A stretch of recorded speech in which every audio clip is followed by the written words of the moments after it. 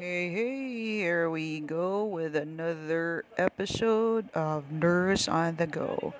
So, karon, it's 24 kanini anhi mi siya diri sa place 24 sa gabi so diri mi nagsugat sa Pasko.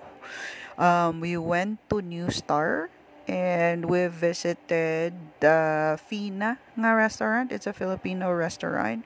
The reason why we went there, kay they have an offer manggod nga per head, which has or it's already inclusive with nine and dishes together sa imuhang kanang just one-time payment. So kani ang offer nila sa 9 courses. You could just browse through it.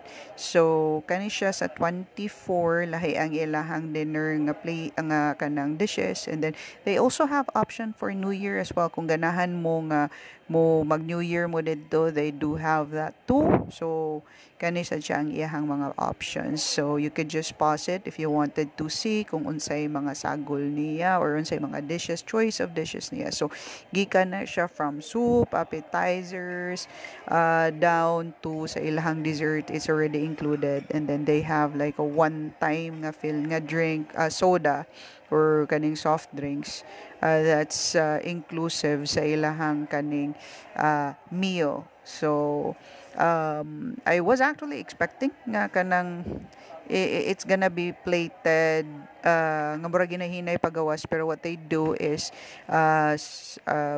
just a typical na Filipino nga pagkaon ginato, dili siya katong sa fine dining nga murag per dish ilis niya dayon once na mahuman na mo magpagawas na sa sila another na food. So dili, what they do is they put this all the food in one go, and then inana na siya. So the soup is there, yan na sila salmon, and then katusang calamares, they do have that.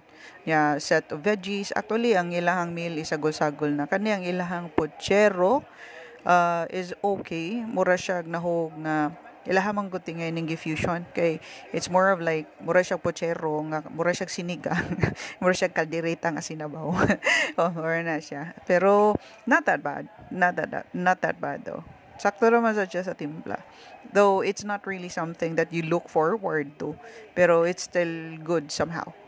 Okay, and then together sa ilang package, mo ang meal na siya inclusive nga kanang lechon nga platter.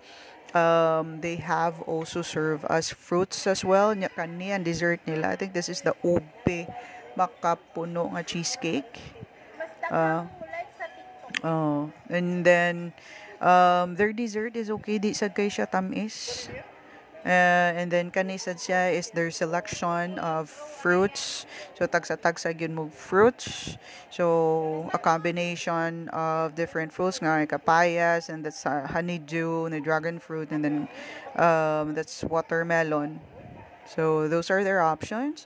So if you wanted to visit them, always feel free to visit them dinha lang sa New Star sa Fina. And then dagan man sa choices dito. So as of now, that would be it for this episode. You all have a great new year. Bye.